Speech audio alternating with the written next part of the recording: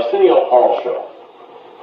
I introduced you to one of the producers here, my partner in France, since the old days, Marla Kell-Brown. She's Jewish, and a friend of mine. Do you have any Jewish friends? No. Jewish, gay, and Catholic groups protested Farrakhan's appearance on the Arsenio Hall show tonight. And two people who strongly disagree on this issue are with us right now. Phil Blazer is the publisher of International Jewish News, and he thinks Arsenio was wrong to invite Farrakhan at all. And Dr. Earl Afari Hutchinson is an author, and he says this is an issue of free speech, and he thinks that Arsenio was right to do what he did. Mr. Blazer, why doesn't Arsenio have the right to invite Farrakhan on at all? Well, I don't think the issue is right. If you take the constitutional right, obviously Arsenio Hall has the right to have Farrakhan on the show. The question really is the responsibility of broadcasting. Should he have invited Farrakhan on the show? And that, I think, is wrong, because this was the wrong forum to have Farrakhan speak on. If it was a news interview, if it was Ed Bradley at CBS 60 Minutes interviewing Farrakhan or yourself, it's a different story. But this is an entertainment program in which Farrakhan should not have been afforded the opportunity of a full 50 minutes. Dr. Hutchinson, would you rather see Farrakhan with Ed Bradley, or would you rather see him with Arsenio Hall? I think both. I think Farrakhan has, in fact, been on a number of news programs where he has been grilled. I think he has been put on the spot. I think his views have been examined. But I think also it is a right. I don't think Arsenio Hall or anybody else has any right to tell him he can't have Farrakhan on there. I think we have to be realistic about it. Yeah, it's an entertainment show, but so is Donahue, so is Oprah, so is Geraldo. I have set up and I've had to suffer through Klansmen, I've had to suffer through Nazis, I've had to suffer through Aryan Nation people, big-time right-wing racist terrorists who've actually killed people, maimed people, serious injuries to people. Yet and still, with that, even with my point of view, even though I abhor everything they represent, I think they're the most hateful people around, still, I don't have the right to tell Donahue, Oprah, or Geraldo they can't come on there. I think it's absurd to say that. They do have the right, and at the same time, I defend the right for those to go out there, shall picket, challenge, and dispute those views. But to say they cannot be on there, I think is wrong. Mr. Blazer, what is your take on that?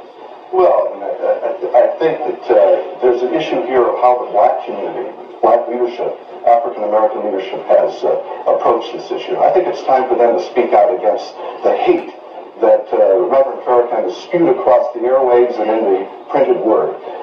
We, as the members of the Jewish community, have always been involved in civil rights, and I think we're getting to a point now, we're getting frustrated that we're being attacked, that we're being called bloodsuckers, that we're being called in such negative terms that it's almost disgusting. And I think what you saw in your clip here on the news already tonight, seeing Arsenio Hall grab and embrace Louis Farrakhan, I think is the epitome of repulsion. Again, it's one thing to have the right to have someone speak in one's forum. It's another to have the responsibility to choose who should be on the program. I think it's wrong for Farrakhan. I think it's wrong for a Nazi or a Ku Klux Klan member to be on the program. Dr. Hutchinson, is Louis Farrakhan or is the Nation of Islam too extreme in your view? Well, it's not a question of that. Let me put it this way. I think that many African Americans have many different points of view. I think there has been criticism of the Nation of Islam, and I think among African Americans, I always say this, personally, and those that I know have a duty and obligation to speak out wherever we see it against anti-Semitism. I've always said on the other side, by the same token, Jews have a duty to speak out against racism. I don't think there's any doubt about that. Fair people would agree on that. As for Louis Farrakhan, I think that's a separate issue there. He does have the right to his point of view, whether we like it or not, whether we agree with him or not. He does have a constituency, and he has the right to be heard. All right, very quickly, Dr. Hutchinson and Mr. Blazer as well. If you take a show like Jay Leno on the Tonight Show, and they put David Duke out there and really gave him close to an hour of time, free time really, to go and express his views, would you oppose that in any way, Dr. Hutchinson? No, I wouldn't, and I'll tell you why. Not too long ago, I saw 3 white knights of the Ku Klux Klan on Geraldo. They had not only an hour, they had over an hour to go on and on and on. They gave their point of view. All right. I disagreed completely, but I didn't say they don't have the right to be on there, even though I abhor everything they say. Thank you very much, Dr. Hutchinson. Real quickly, Mr. Blazer, would you oppose that? Oh, I would oppose Arsenio Hall having Farrakhan or a Nazi or a Ku Klux Klan member, and I would say that Geraldo Rivera was wrong in the case you pointed. I think these are the wrong platforms to have these type of racist. Farrakhan's a racist. The other examples are racist. That's all we have time for tonight. Thank you very much. Thanks, Blazer, Dr.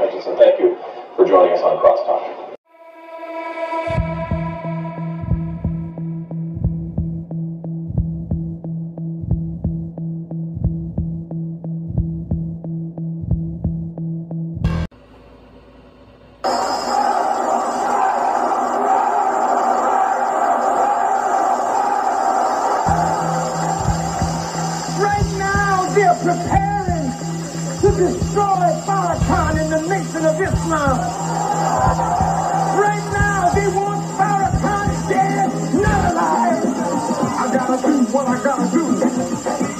So who the hell is you? Tell me how my song is wrong, you don't know. Lay out and let it gonna go. You think my rest about stealing, but it's about feeling. I gotta do what I gotta do.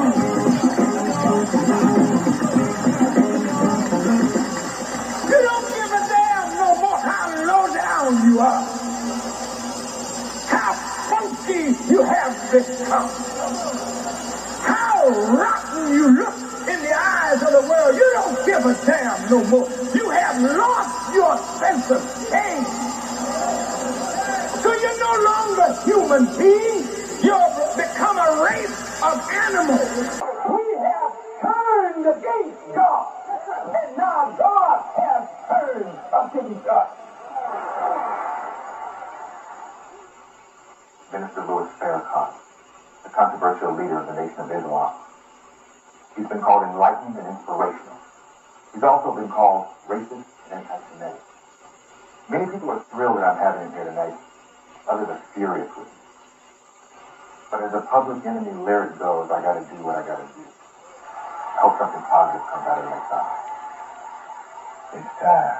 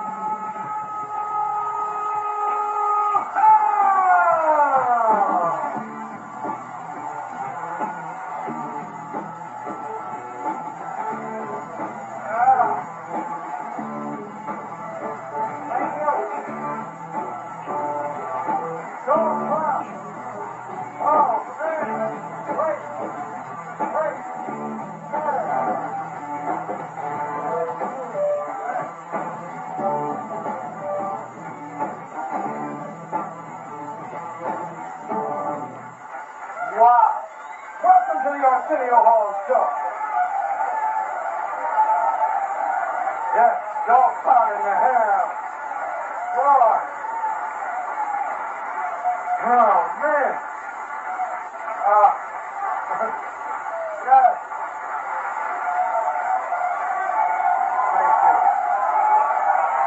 Thank you.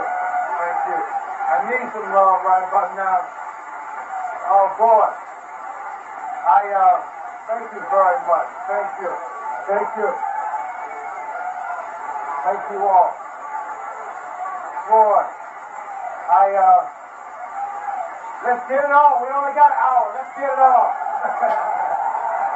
It's really time to get busy. Author Pearl Cleave, is that how you say her name? She wrote me a personal letter recently, and she said the only real defeat is when we stop talking to and stop listening to each other. I've said a prayer, and there's nothing else to do but say, ladies and gentlemen, the leader of the Nation of Islam, Minister Louis Farrakhan.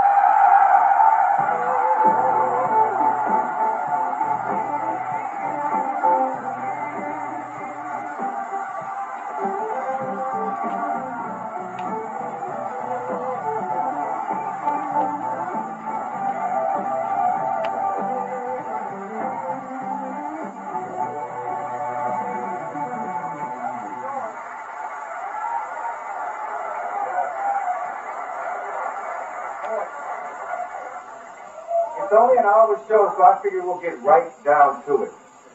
Why do you think there has been so much resistance to me having you on the show?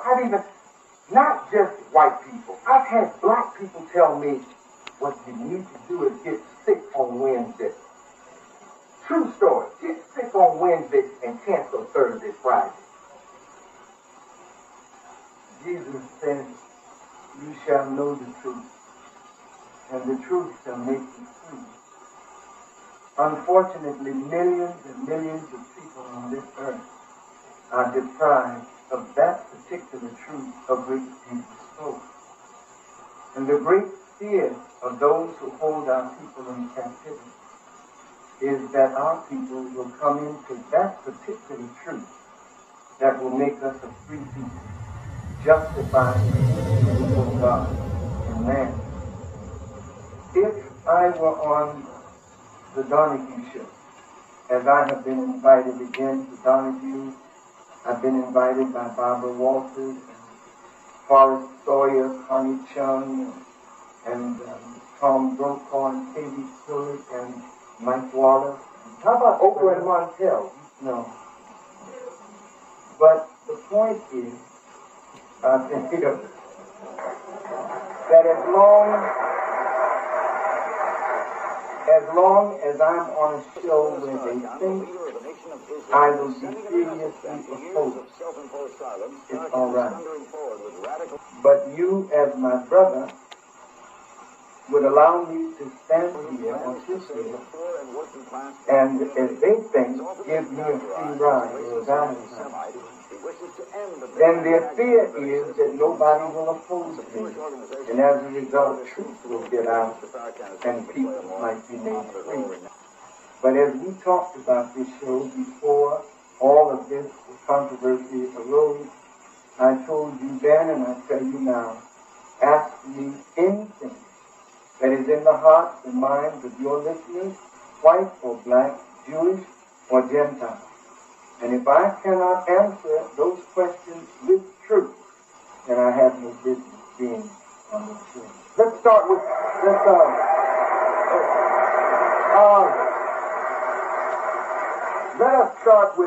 because I have gone into the neighborhood and I've gone to the furthest suburbs, trying to find out what's on people's mind, my research department.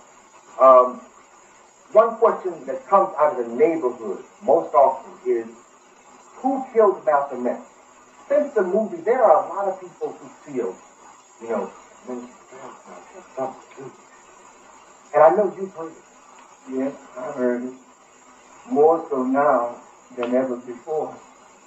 When Malcolm was assassinated, if you would go back and read all of the accounts, the name of Louis X, as I was called at that time, was never, ever, ever mentioned. Why not? Brothers and sisters, we have to look at motives and intentions. Whenever you see a dead body exhumed, somebody has ordered it.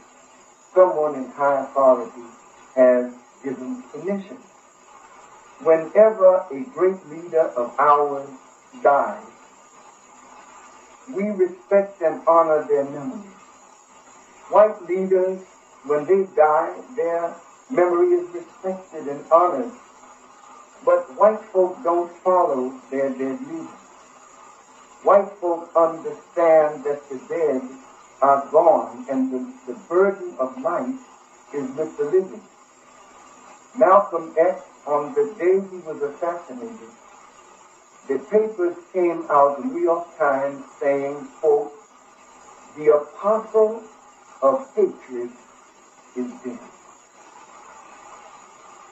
If Malcolm X 30 years ago was the apostle of hate in the eyes of the New York Times, and in the eyes of the Anti-Defamation League of B'nai B'rith 30 years ago, Malcolm was the leading black anti-Semite. What happened in 30 years to clean up his image? And I suggest to you that the reason my name is being brought up today is because Farrakhan has inspired the hearts and minds of tens of hundreds of thousands of black people all over America.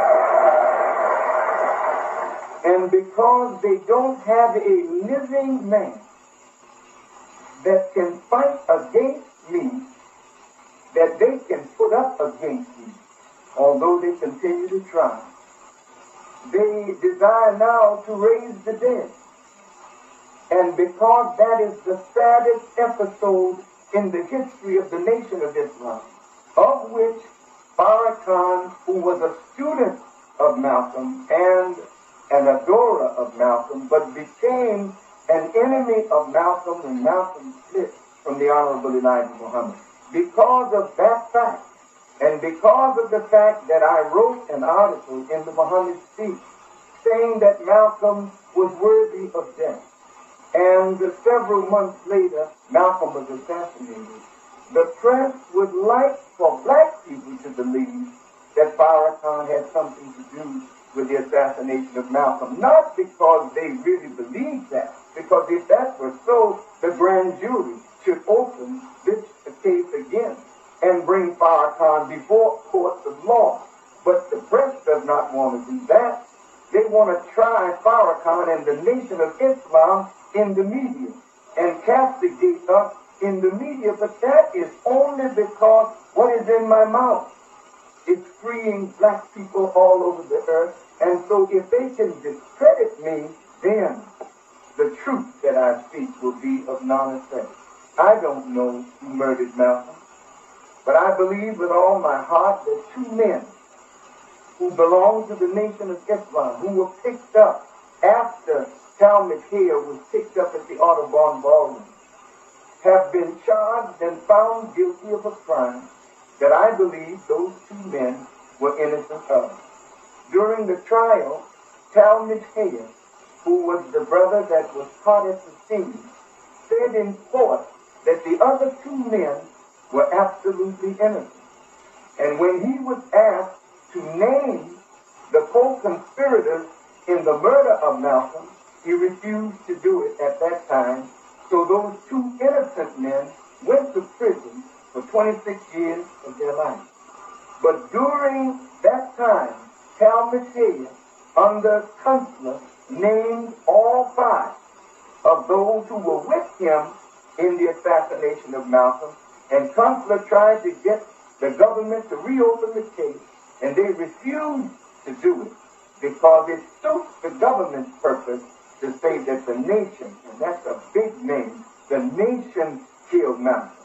You cannot try the Nation of Islam for what a few men have done any more than you can try the Pope of Rome or the Catholic Church for what errant Catholics do, or you can try the rabbis for what errant Jews have done, or any other religious group.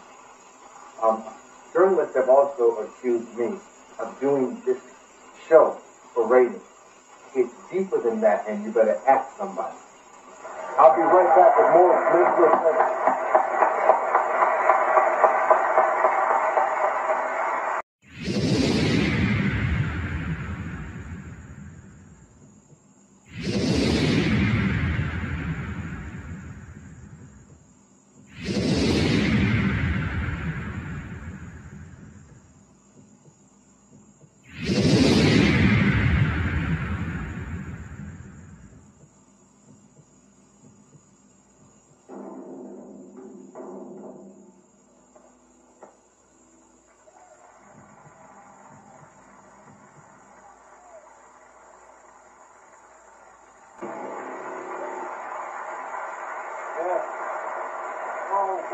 I've never had this many notes for an interview.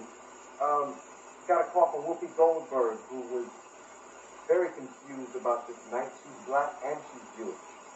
I've gotten calls from Irv Rubin.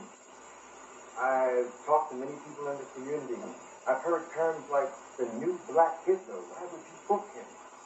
Respond to those three words. New black Hitler. I should dismiss it. I should not even dignify that foolishness with a response.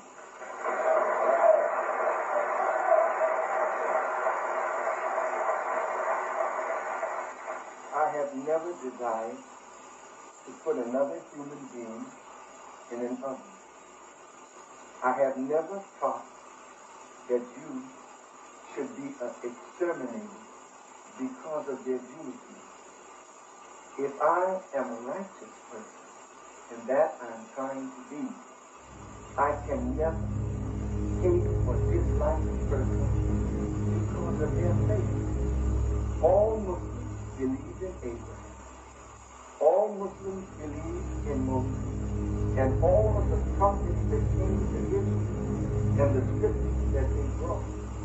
And all Jews who follow those scriptures are our brothers. The Quran does not tell us that Jews who believe in God and the last day will meet anything other than salvation. So to call me a hypocrite, I ask myself why. It is because God has blessed me with oratory skills. And God has blessed me to be able to move the masses of our people as no other black person in recent times has done. And those who have oppressed us are so frightened that we will move our people to take vengeance against them for the evils that they have poured and continue to pour on our people. While the reverse is true, we have been blessed through our suffering to become an exceedingly great people potential. And it is my assignment, my mission as a student of the Honorable Elijah Muhammad to raise black people first and foremost up from the grave of ignorance and mental death. And so when I look at Time magazine and see my picture on the cover, and then these words, Ministry of Grace, I ask myself, what is a minister? A minister is a servant. The preposition of denotes possession. So here's a servant who is possessed of what? Violence, anger, and fury. Yes, I, like you, am angry over the condition that our people live under. I'm angry at oppression. I'm angry at exploitation. I'm angry at the incessant tricks that are being used to deprive our people of justice. But I could never transform human life with rage, with hate, or with bitterness. But those whom God blesses me to teach, I bring them out of the prison, and I clean them up from drugs and alcohol. I teach our women the dignity of themselves as women and take them from a low life and encourage them to live the dignified life of a righteous woman. We put people together who were ignorant and make them lovers of knowledge. And then we unite our people and pool our resources to do things constructive for ourselves because we're tired of laying at the foot of white people, begging them to do for us what we can unite and do for ourselves. So my ministry is not a ministry of rage, but it is a ministry of love. And the problem is that we are teaching black people to love themselves. But look at what has happened. You brought me here to your show. And what happened, Arsenio? You incited so much rage, so much venom, so much hatred, that now they don't want your show to show in the marketplace that it has shown. That threatens you, that they will take you off of the air and ruin your career. Farrakhan didn't do that. That's hate. That's bitterness. That's vengeance.